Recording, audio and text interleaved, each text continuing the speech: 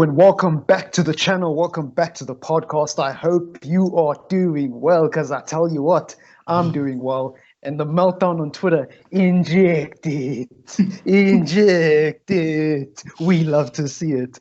Manchester United means rival fans are unhappy, and it means I love this game. So hit the like button if you're as excited as I am for this show. Obviously joined by Rita and Shawnee. So gentlemen, the famous first question: what were your thoughts on the game? And I can't believe I'm going to say this, not just the 90 minutes, but the full extra time and everything. Dude, it looked like we were on vacation. It looked like it was a freaking preseason friendly. And I think we did deserve to win, because there were chances that obviously didn't count. But I think what was the problem today was that only three of them, but two of them for like the whole first 90 minutes of our top five in our team only played well. I only seen Pogba and Greenwood really doing anything in the first 90 minutes. So yeah, I think, I always say that, if three of them have a good game, we could probably do something. But now only two out of the five, it's a bit asking for much. So but other than that, I had full confidence that we'd win. And yeah, I'm happy to be at the semi-final. That's. I thought it was a very strange game, because I thought we played well. I thought we moved the ball quite well, and I've always complained about how we moved the ball, and I thought it was much better today. Wole said the slow and the quick, it doesn't have a balance, and I thought the balance was much better today. But for some reason, we still couldn't get behind the defense, and I guess kudos to them. I guess there's a reason they got to the stage in the competition, because the defending was really well. I think in attack-wise for them, they weren't that great, but because we were pushing so high, we were leaving so much space for them. It was ridiculous. And yeah, it was kind of weird. And I guess our movement can improve. I guess we can work on shifting the teams a bit more. But I thought it was much better today, and I thought our performance was great, but we just couldn't get the goal.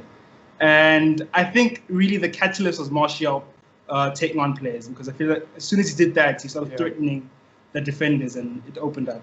And as soon as we scored, they had to push up, and it was just counter throughout the rest of the game. So yeah, it sucks that we had to go to extra time and more tired. Our players will be a little more tired, but at least we won, and that's all that matters. Well, it sounds fairly positive, at least from my end, from what you're saying, but I know there'll be a lot of Manchester United fans out there who will be very frustrated with the fact that we couldn't break Copenhagen down. And all I will say is Copenhagen, I think, is a much better team than a lot of us anticipated. I think, look, it's the Europa League. It's natural to fall into the trap and think, well, Manchester United, we should be beating every team in the Europa League. But Copenhagen aren't Lask, you know what I mean? Like, they can play football, and they are a decent side. And they actually, surprisingly, I did my research during the match. They actually have quite a decent record in the Europa League. But anyways, it doesn't matter because they're out now. Are you at all concerned about Ole Gunnar Solskjaer in terms of his tactical side, and whether or not he's still the naive manager he was 12 months ago? Because the reason why I ask is because this is a theme we've seen under Manchester United. We've struggled to break down teams that play the low block, and teams kind of maybe not like Copenhagen, because obviously we play in the Premier League, but similar to Copenhagen, teams where we're supposed to win, where we know they don't have the quality to come at us, and they're just going to sit back and try wait for their opportunities. What do you guys think of that? And we'll start with you, Sean. Well, like I said, I think Ollie's still got a lot to learn tactically. I think he's not there yet and where we need him to be if we're going to win things like the League Cup and Champions League. But as for today, I think it was more of players not performing. I think, I would question some of the one sub I would question. The other sub, he got it right. Mata was a good sub to make. But other than that, today I think was more on players' performance. But yeah, I always have my questions about Ollie tactically. But then, again, with this type of squad and stuff, like there's only so much you can do. And at the end of the day, you still have to win. When your best 11 doesn't play well. Yeah, I still want to see more. Yeah. Look, yeah. I think I agree. I think there's room for improvement. And I've always said, I think we can move the ball quicker. And not quicker, we can move it smarter. And I think we see, as much as unique quality players, we see a lot of managers who don't have maybe the quality we have, but can break down defenses better. We see Lampard do it. who I think are much stronger. We see, what's his name again? We see Leicester, I forgot the manager's name, Brendan Rodgers. They do it much better. So I think it's improved and it's going in the right direction, but there's definitely room for improvement. Yeah, well, I mean, you mentioned Frank Lampard and Leicester City there. They finished below us and they're not getting a trophy. True. I guess. So you know what? I know, but I do get what you're saying. Chelsea do play good football, but the problem with Chelsea is they too have the same problem we have in the sense that they lack serious consistency.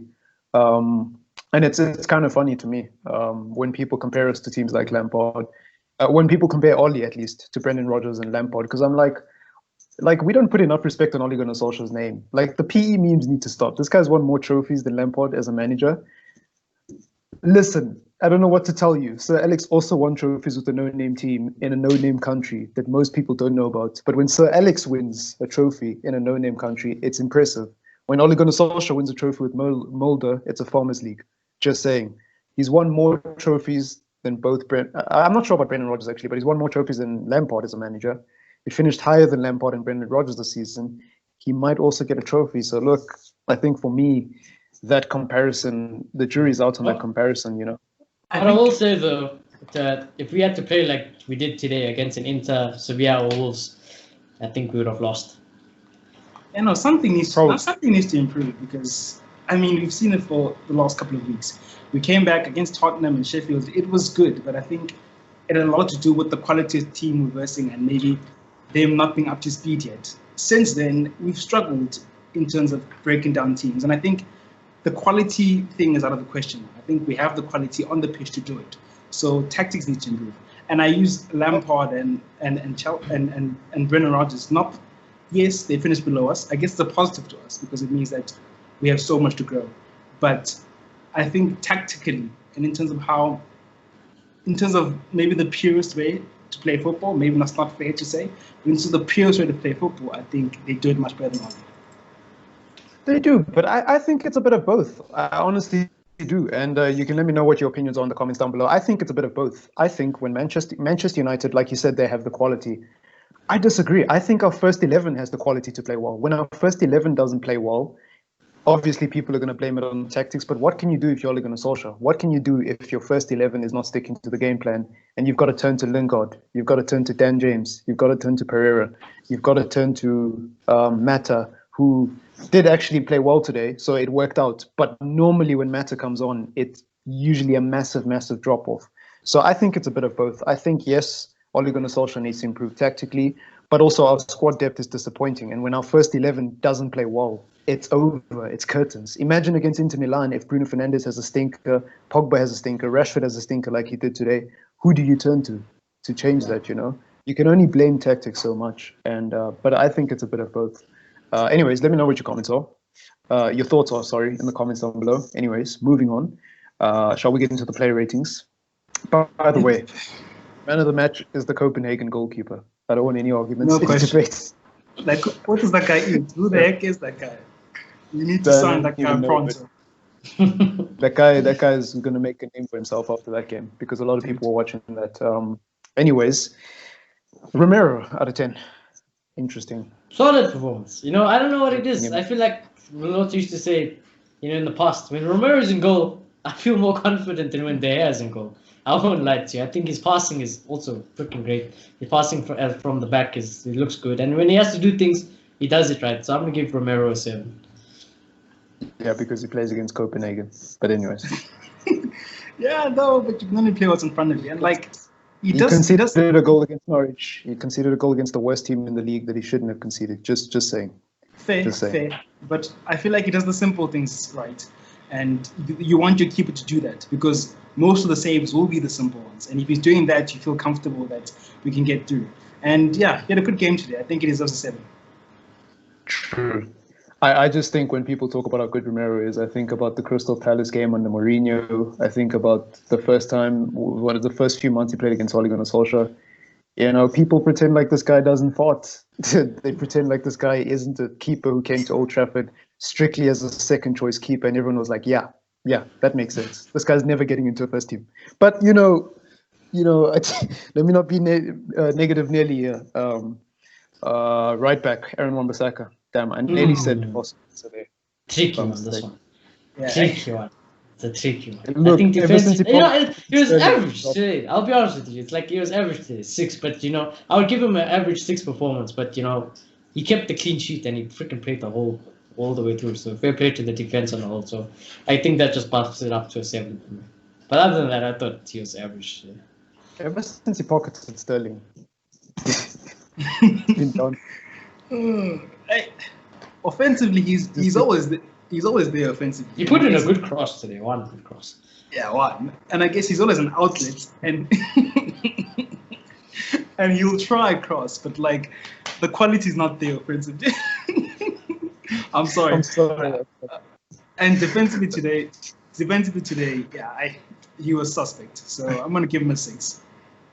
No, I'm laughing because I do like Wan-Bissaka, and I understand Wan-Bissaka as a player, and I understand what I want from him as a player. Like, I understand where my expectations are of him as a United fan, So today was average based on his level, but it's just funny, with Wan-Bissaka, because he's actually not that good going forward, and the way we have to try to defend it just shows the massive problems in our team, man. It really does, because one cross as a fullback, okay.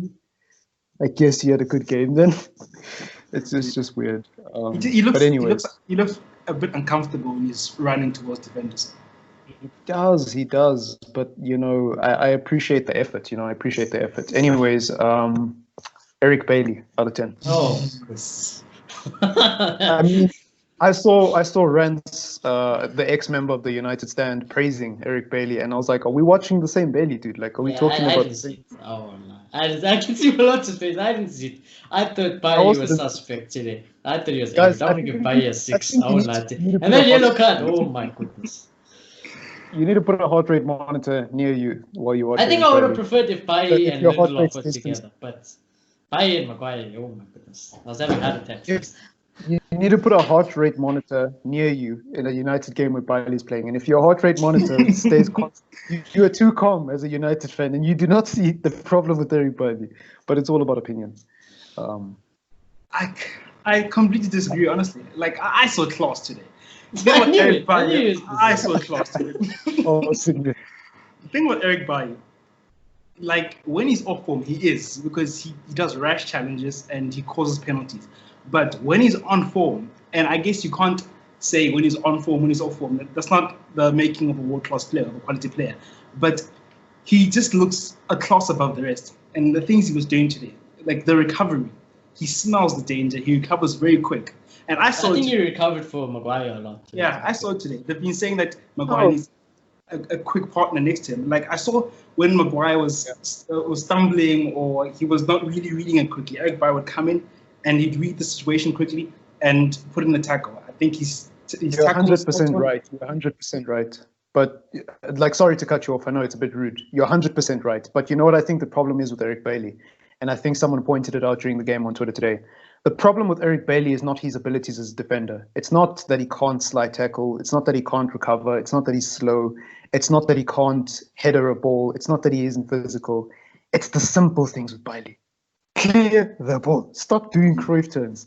Bailly is a good player, but he needs to learn how to do the simple things consistently. And I will say this. He played well today, but the problem with Bailly, even when he plays well, my heart rate is all over the place, because you never know. He just doesn't look the way you want a defender to look. And I suppose it's ironic, because you guys said that Romero does the simple things and De Gea doesn't. That's how I feel about Bailly. He is a fantastic defender and there's a fantastic player in him. But if I compare him to a Varane, if I compare him to a Ramos, if I compare him to a Van Dijk, Ramos, Varane, what do they all have in common? Positional awareness, level-headed, maybe not so much Ramos, because he's a red card waiting to happen. But Van Dijk and Varane, forget the other evening. I know your boy messed up against Manchester City. Oh, I think the positional awareness and the calm is it's on another level. And with Bailly, whenever Bailly's on the ball, I don't feel calm. I just see these Cruyff turns and I'm like, my boy, you better not lose it, But yeah, it's fair play to Bailly. He's a good player. I'm not going to call him crap. I think he is very calm, because to do those type of things, you have to be very calm. But the things he does are a bit unnecessary. And if you keep doing them, no matter how good you are, you're bound to make a mistake once in a while. So if he works on that, yeah, if he works on that and can calm down a little and can get over the injuries, look, I see a quality centre back there, and I see why Mourinho wanted this player. So I was impressed today. What you going to give him out of 10? I'm going to give him a 7. No, fair play. If you like Bailey today, I can't knock you. All I'll say about Bailey is he needs to learn how to clear the bloody ball, fam. You know, when in doubt, kick it out, fam. Because this thing of doing 15 million Cruyff turns is exactly why we get upset with Mandem like Maguire and De Gea when they lose the ball in their own half. You know, but moving on. It's all about opinion. You have to respect other people's opinions. Maguire out of 10. Now, see, Maguire is the type of defender that will make me calm when he's on the ball. But today, the crosses that he let in, oh my goodness. Like, if Bailly wasn't there for 2 of them, I think they could have scored. So I think Maguire defensively wasn't at his best, but I think when he was on the ball and when he had to play and do the simple things right, he did what he did. And when he had to win his headers defensively, he did. So I can't knock Maguire today. He plays every freaking bloody game. This guy, you know, he never gets a rest. So yeah, 7 out of 10. I thought it was solid for Maguire. Why did he play against Lask? Yeah, it's ridiculous. Like, I can't fault him. Mr. Manchester United. He did what Mr. Manchester United does. And yeah, he was good on the ball, as always. But before I go there, I have to say, I think we were always raving about Maguire's ball control. I think Bailly's ball control is absolutely out of this world. I feel like sometimes he even looks like a midfielder. But let me just finish on Bailly. I think Maguire played well tonight. Yes, he did look a little suspect at the back, a few mistakes here and there. But going forward, he helped as always. And yeah, I'm going to give him a 6.5. Yeah, but you see, I hate to bring it back to this. I really hate to do this. But you left yourself wide open there, in my opinion, as a Bailly fan. Like, I don't want my defenders looking like a midfielder. I want my midfielders to look like midfielders. My defenders to look like defenders. That's the problem. Like, and I'm not saying Bailey's bad at controlling the ball. I'm saying my heart rate goes up when I see Bailey control the ball. True. You know, it's the way it comes across. But I get you. I respect what you're saying because it is kind of true in a way. Like, I mean, we had this argument after the Chelsea game when we beat Chelsea at Stamford Bridge. And the irony is, I was actually on your side, and I was saying, no, Bailey actually played well when he did. He did some weird double spin. The Cruyff test, yeah, the Cruyff. Yeah, he did like a double Cruyff turn. It wasn't just one. He turned one way, and then he turned the other way, and then he turned back the other way. And I was like, in terms of a skill move, it's great, but I don't want my defender to do a skill move. I want Rashford, Sancho when we get him, Greenwood, and Martial to be doing skill moves. I don't want Maguire to be here doing sambas in defense. Blood, come on. I guess the ball, that's my personal preference. Yeah. I guess if your manager is really enthusiastic about playing out from the back like Pep, he's the perfect defender to have. That's true, but yeah, it's always going to come down to opinion at the end of the day. The point is, he didn't lose the ball. His Cruyff turn didn't cost us the game. We're in the semi-final, so it is what it is, man. Damn, I almost forgot who played left back today. Brandon Williams out of 10. Oh, you got chowed by Falk. I think we should resign that guy. Hola, century replacement. There it is. Hola, that guy looks quality today. Like, I didn't know much about him, but today he chowed Brandon Williams. He chowed him. But I think, he was fair play to Brandon Williams. Like, at the end of the day, he did keep up to him. I still don't think Williams is a left back. I would like to see him on the right side. But yeah, against that battle, I think there was a no match. I fear when Brandon Williams has to play against Adama Traore or someone who's better on the right, a good right winger, then I start to fear. I think we still must look sure. I think we definitely must look sure. But I'm not going to slate the kid. He's young. At the end of the day, he still dealt with it. But yeah, so I'm going to give him a 7. I saw this coming from a mile away. All those weeks ago when people were looping him up like he's the best left back since Luke Shaw. Yeah, like, I don't know what it is. I think maybe it's game time because I feel like when he first came in and Luke Shaw wasn't on it yet, they were rotating a lot and he was playing a lot. Nowadays with Luke Shaw playing so much, I feel like he's just not on it. I think offensively he's not as consistent as he used to be about it. And defensively he just looks shocking nowadays, to be honest. I think today, as Shini says, he wasn't horrible. He was playing against a quality player, but then I think he kept his own. So 6.5. You know what I think it is? I think when Brandon Williams was playing the first time, Manchester United was so crap that we thought him and Mandem like McTominay were actually good players. And then Bruno came into this team. No, I'm just being honest. I'm just being honest. I'm not disputing that Brandon Williams, McTominay, Fred, and all these players didn't play well. But I think the jump from January exposed the holes in this team, right? And Brandon Williams is not in the best of form right now. But everybody all of a sudden now is saying Brandon Williams is actually not a two-footed centre back. I mean, a two-footed left back. He should be playing on the right. Where was all of this when he was playing well, according to standards? You know, where was all of this criticism of McTominay when he was playing well? Where was Fred's criticism of first touch when he was playing well? And I think because Pogba, Bruno, Luke Shaw, who played magnificently, Wan-Bissaka was playing magnificently after January, I think because those players were playing so well, we've seen the massive drop-off. Like, it's like if you go into the desert for 40 days and 40 nights and you eat a raisin on your first day back. It's going to taste amazing. It's going to taste amazing. But everybody knows that raisins are not amazing. They're not that amazing, you know, unless you've got some weird raisin fetish. For me, it's the same analogy. When you dry and you're at the bottom of the barrel, and even a drop of water seems like heaven. But then when everything is going good, all of a sudden water is the least. I don't even know how to describe it, but it's the thing with the least amount of taste. You know, you'd rather have a fizzy drink, etc., etc. I get you, but like I feel like there has been a drop off in quality because I feel like offensively, in terms of putting crosses, he was miles away from Luke Shaw. Luke Shaw doesn't play like that, but he was doing it, and he's not doing it anymore. And defensively, positioning and tackling was much better. We don't see that anymore. I feel like he struggles against really good wingers nowadays. So I don't know. He needs to try and regain that. He does. I think he's just a young player, and young players are inconsistent. You know what I'm saying? But yeah, good points all around. Fred, interesting because he was very divisive on Twitter today. But anyways, Fred. I'm not having it. Fred was class today. Fred was class. I'm going to say it now. Fred is more of our future CDM that we're looking for than Scott McTominay. I think Fred today suited it. I seen him drop back as a third centre back. Copenhagen? It's a quarterfinal of Europa League. I'm telling you, Fred is class. Fred is class. No, I'm not saying Copenhagen is crap, but I'm saying you're changing your opinion about Fred against Copenhagen all of a sudden. Where was this energy before? I like Fred more than McTominay. I think I told Moloto that even. But yeah, for me, and I told Moloto, I think in the preview that I would like to see Fred play in today's game. And Fred to me was amazing. And I was very disappointed when he brought on Matic because I actually thought Matic didn't improve us. I thought Fred on the field was better. So yeah, I was happy with Fred. I'm disappointed that he didn't get to play the full game. I'm gonna give Fred. He didn't. You know, if he played the full game, I would have gave him 8, but I'm gonna give him a 7. Interesting. What do you think of Fred, Sue? Look, I know how easy it is to jump the gun in football, so I'm avoiding doing that. And as you say, it is against Copenhagen, but he did play really well.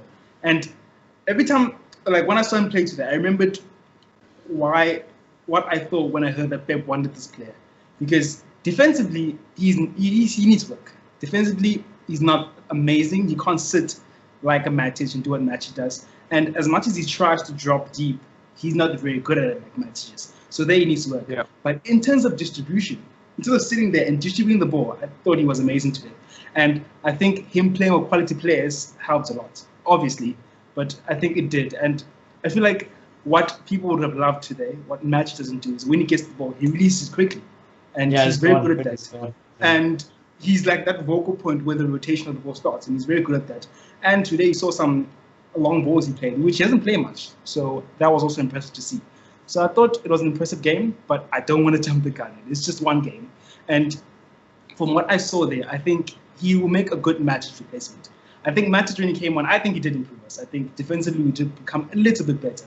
So yeah, going forward, I can see Fred coming on, and it makes sense because if you're trailing and you want someone to come on and give you that boost, you want a player who's maybe a little bit better offensively, and I think Fred can give us that from the 6. So I'm going to give him a 7. Well, here's a good question, and both of you can answer this. Would you play Fred against a team like Man City in the DM? No. If he has a run of chances and he plays like this, I would. Okay, I think he's fair enough. I If think he performs like this, I'll play him. Here's the thing. It's Copenhagen, though. Matic offensively is not horrible. He's also pretty good, and defensively he's spot on. And when you've got players like Pogba and Fernandes, I don't need you pushing forward or being amazing offensively because that's their job. So I'd play Matic over him. It's Copenhagen. If he plays well against teams that I personally actually respect and can actually identify the players on the other team, then yeah, I'll give credit where credit's due. But I'm not going to change my opinion of a player on a Copenhagen game. Copenhagen are good, but they're not that good. They're not that good. But anyways, it's all about opinion.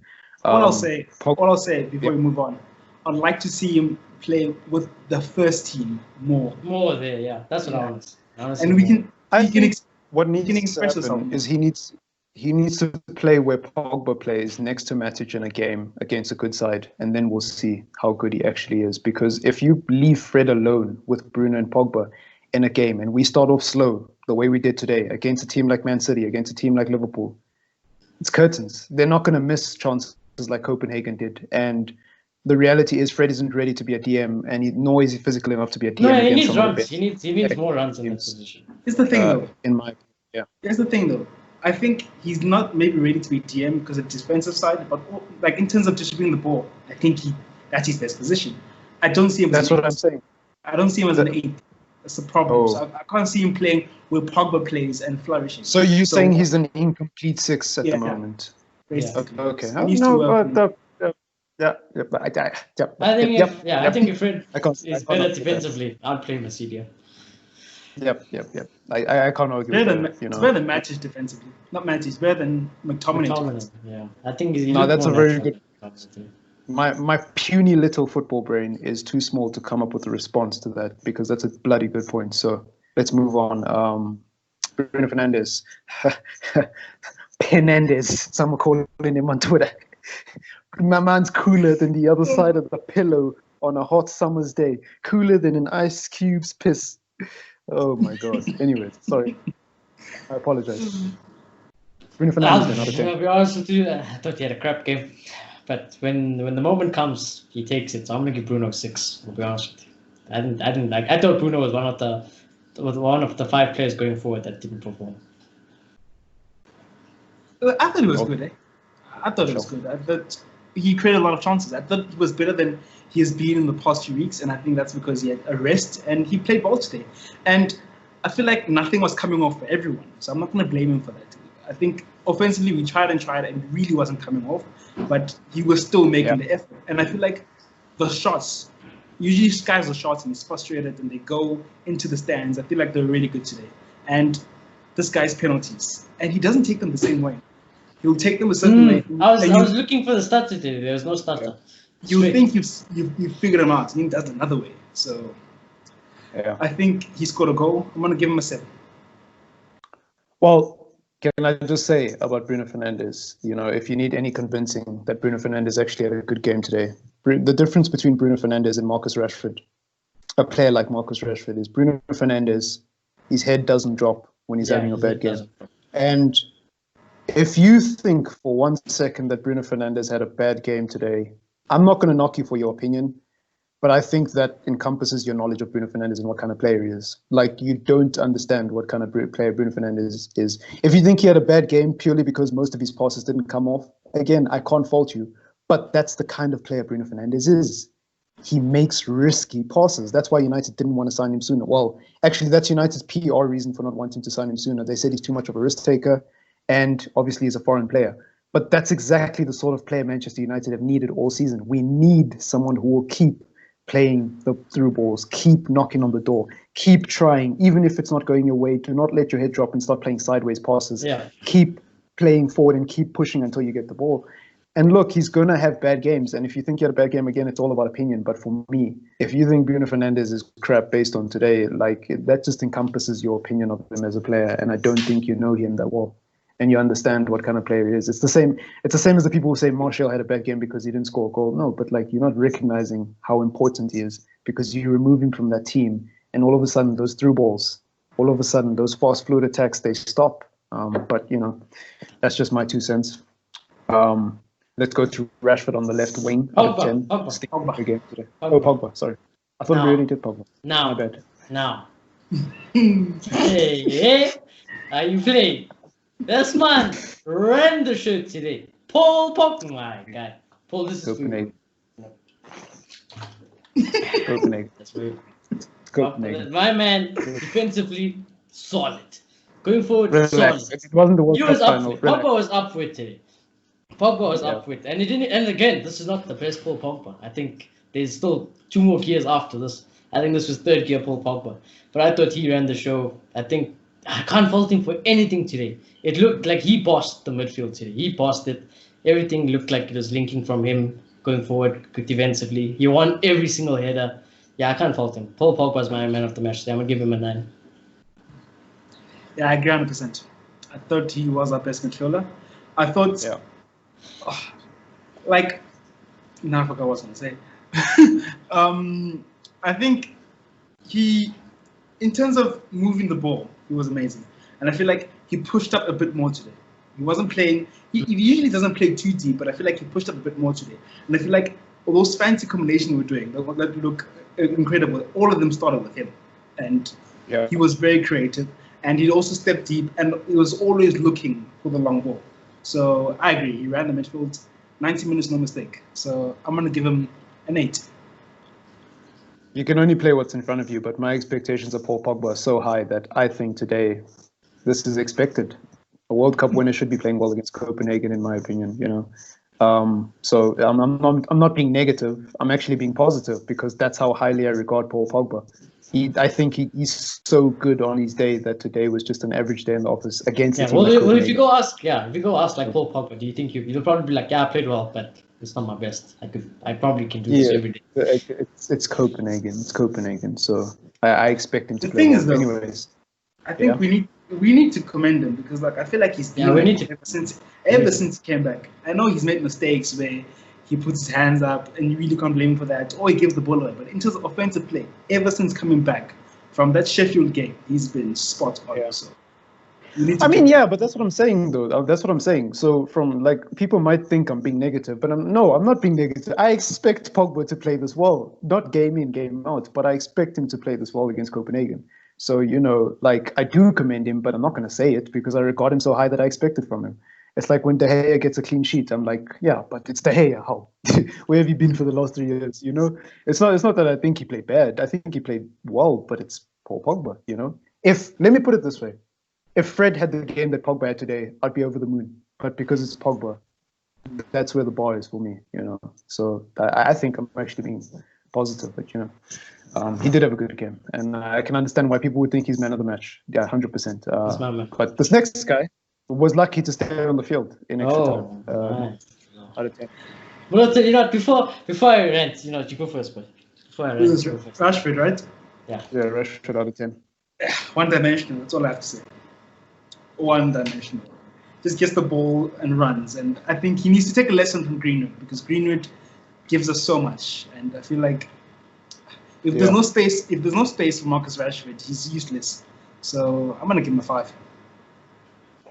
It's not even about that, though. Can I add that I think when Luke Shaw doesn't play, he really, really struggles. Have you noticed that all of Rashford's bad games are really when Brandon Williams or anyone else that left side is besides dead. Luke Shaw, That left side is dead. Yeah.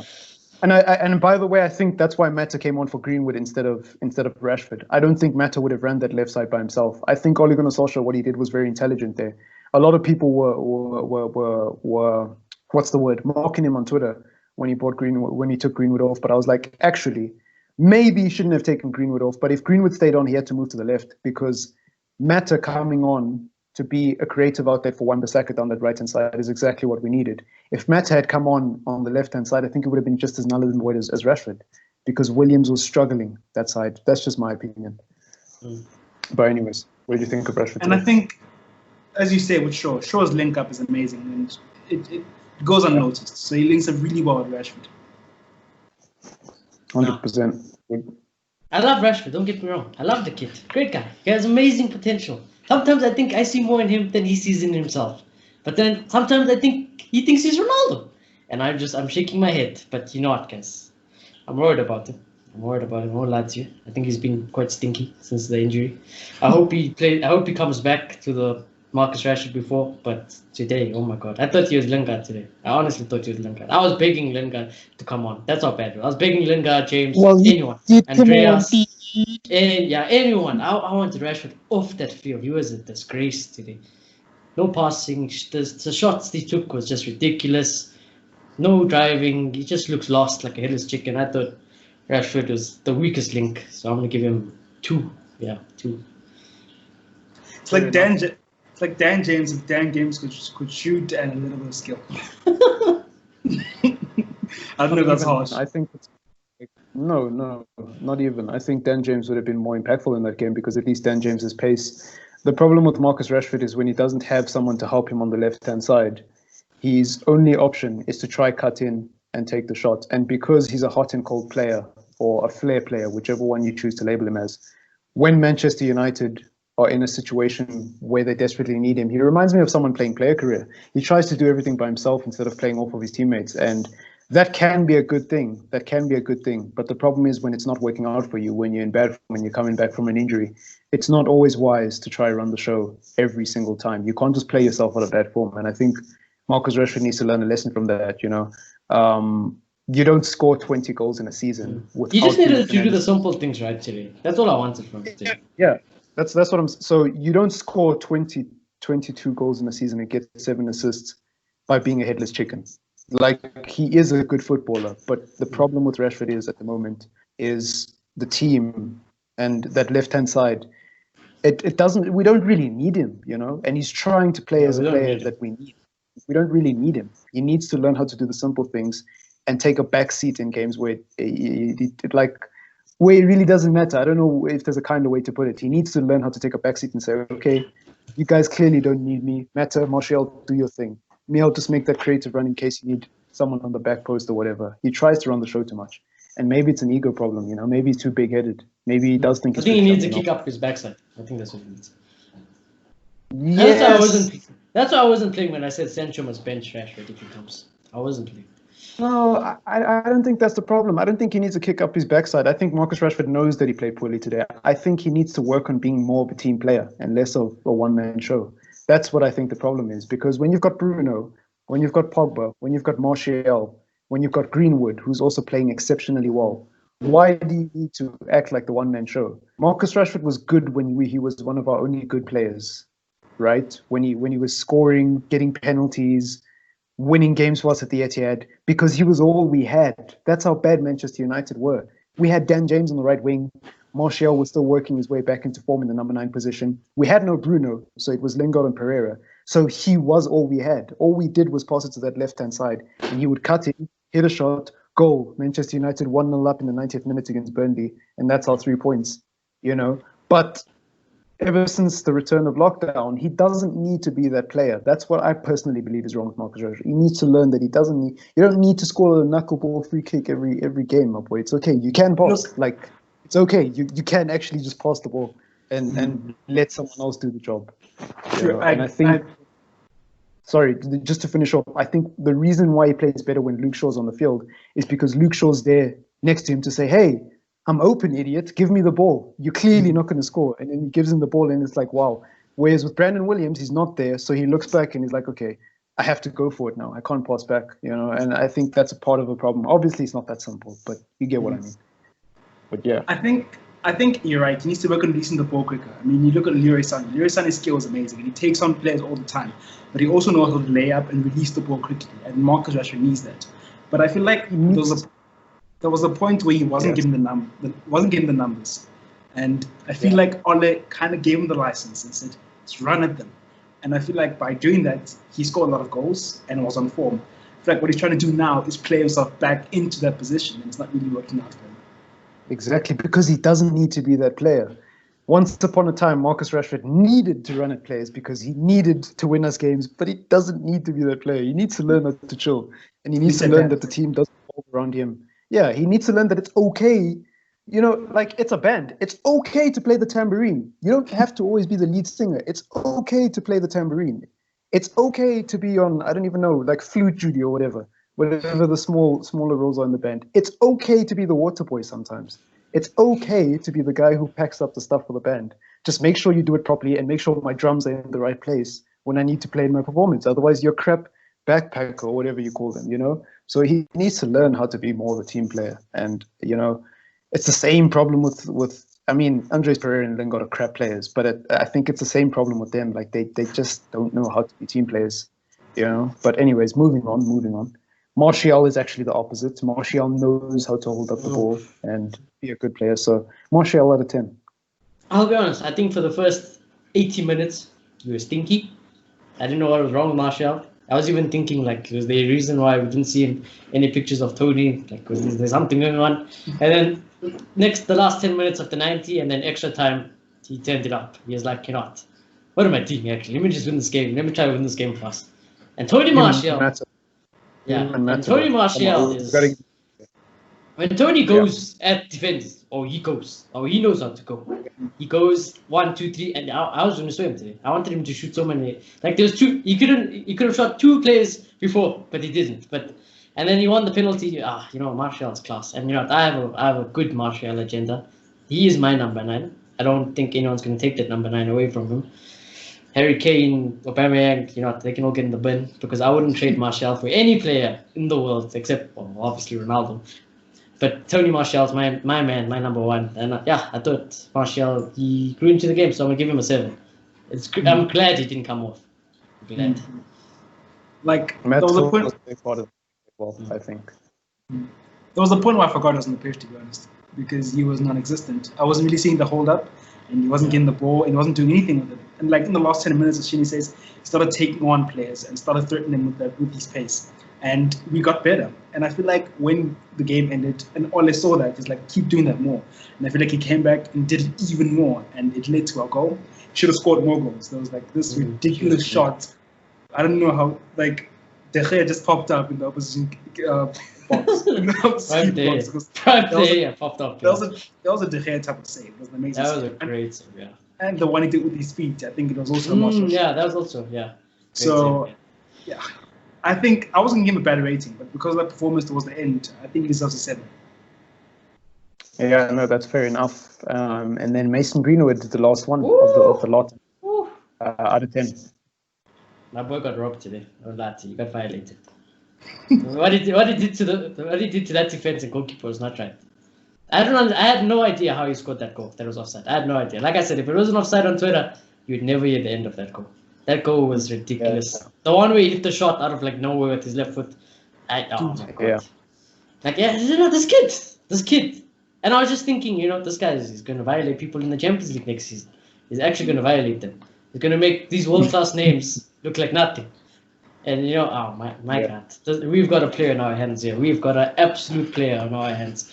And he was going to be he's my runner-up to man of the match. So I'm going to give Mason Greenwood, my son, an 8.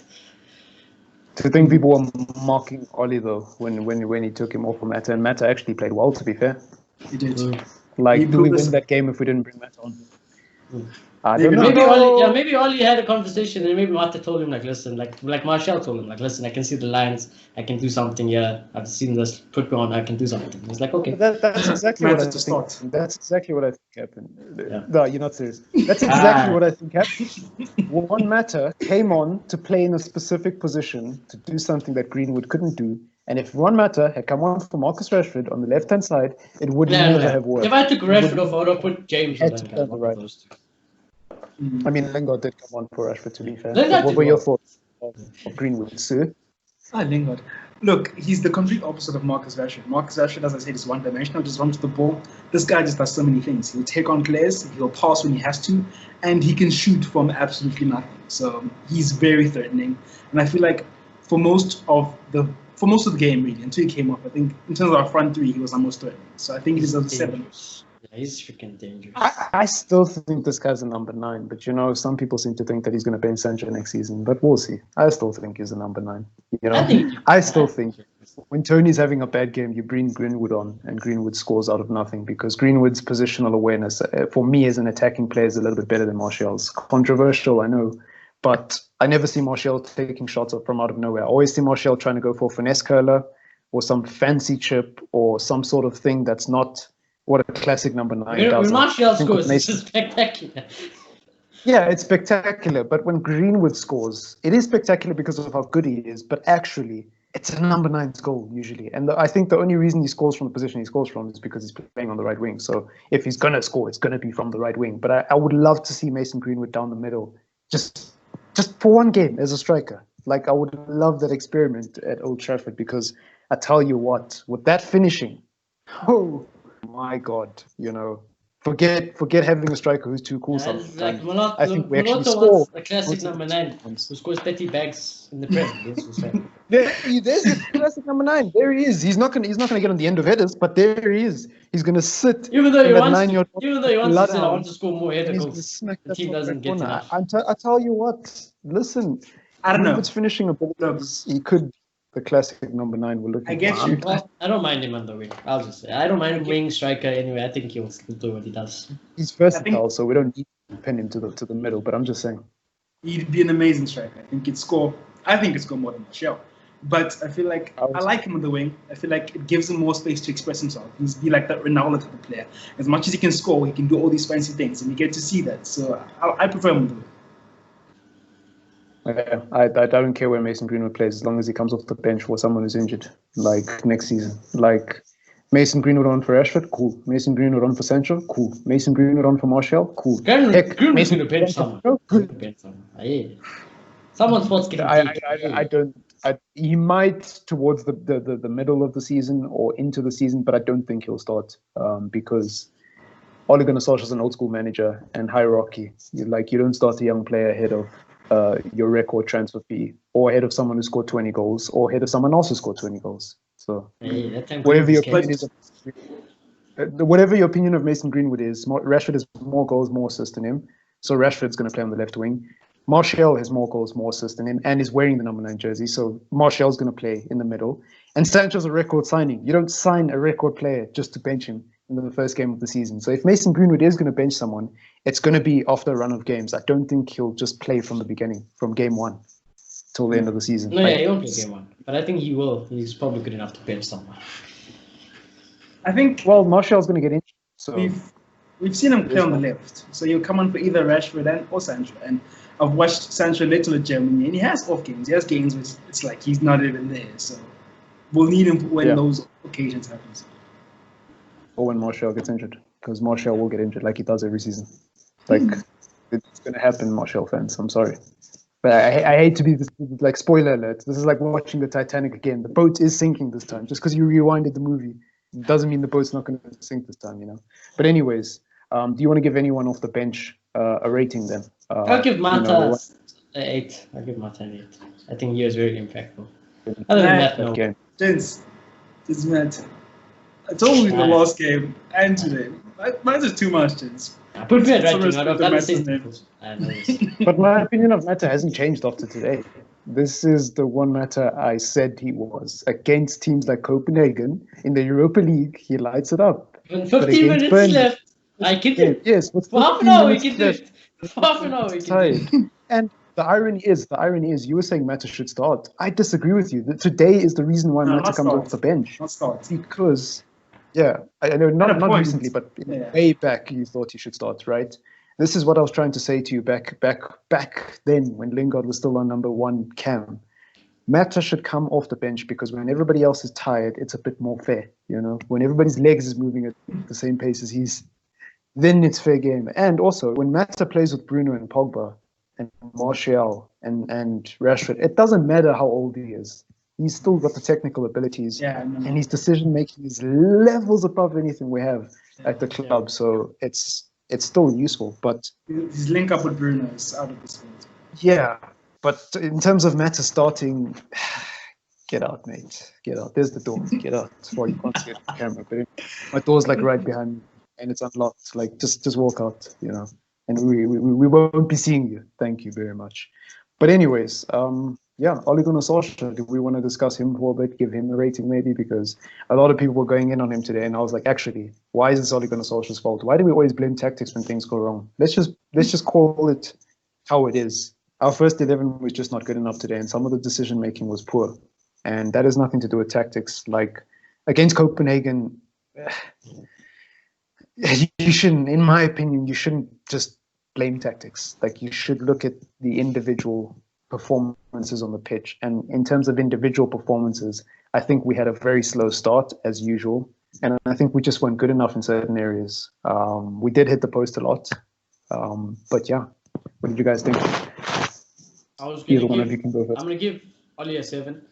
I think the only thing I knock him off is that I would have taken Rashford way off. I would have taken him off long time ago. Like it's in the grand scheme of things, it didn't matter because he still did nothing when he was on the field. So I would have taken Rashford off.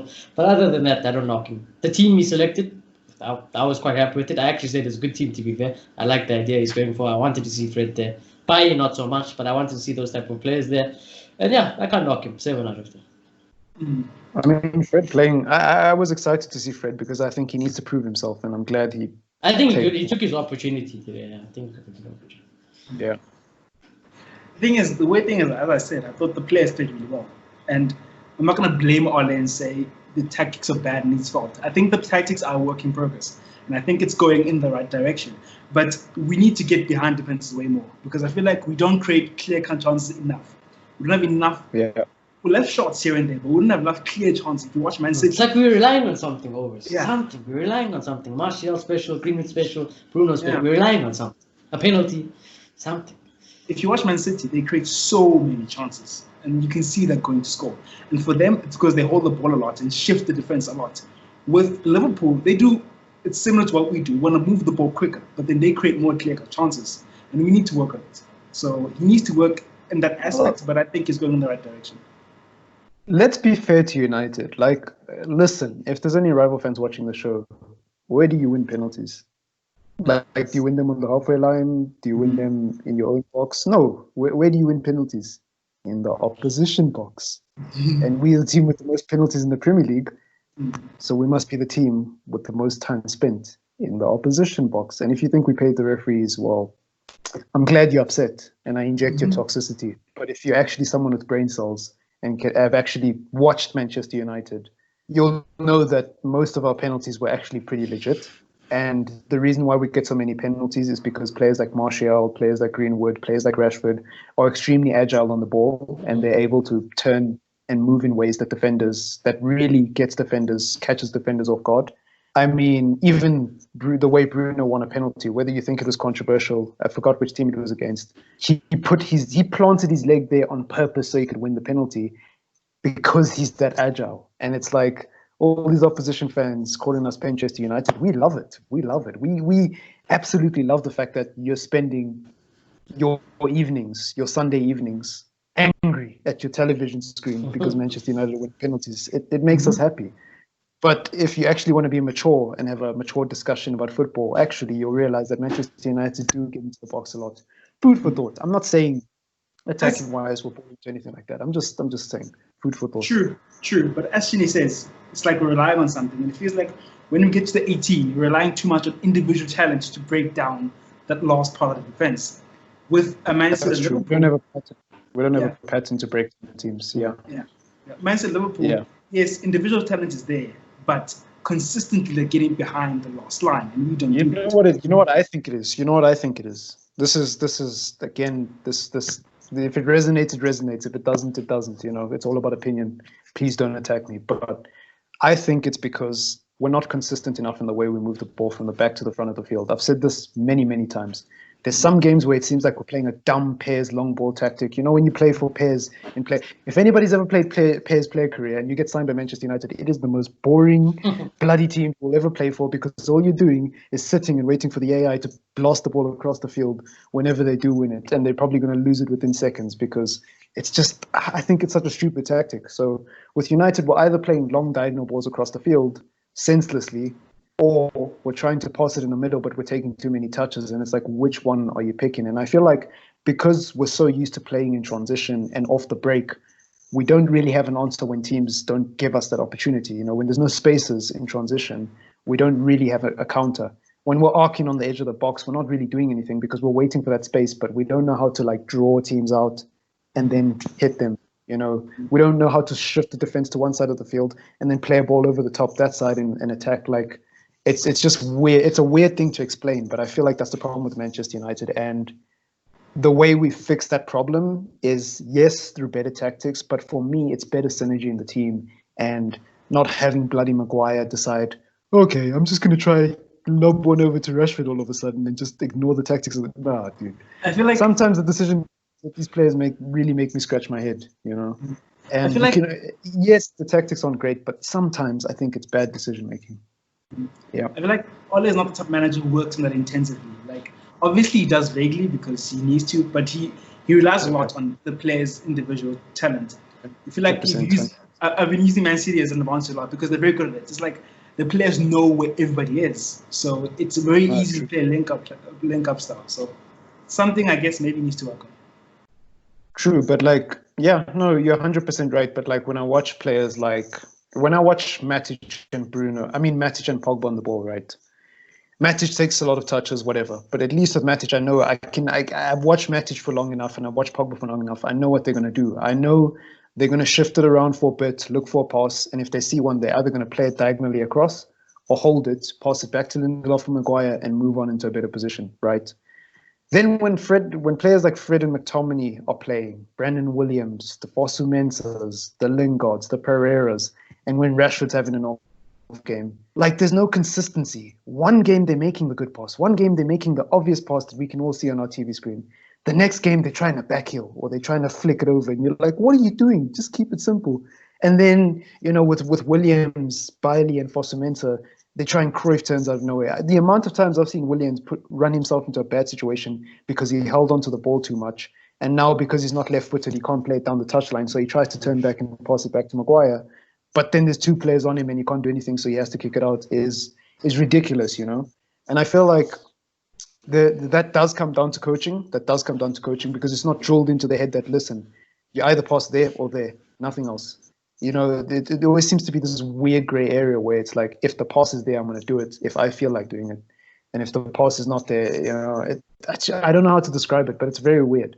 And I don't want to blame it too much on tactics because some of these players, gosh, you really question whether or not they should be professional footballers. Just only some of them. Yeah, and the off the ball runs as well play a very big part. Yeah.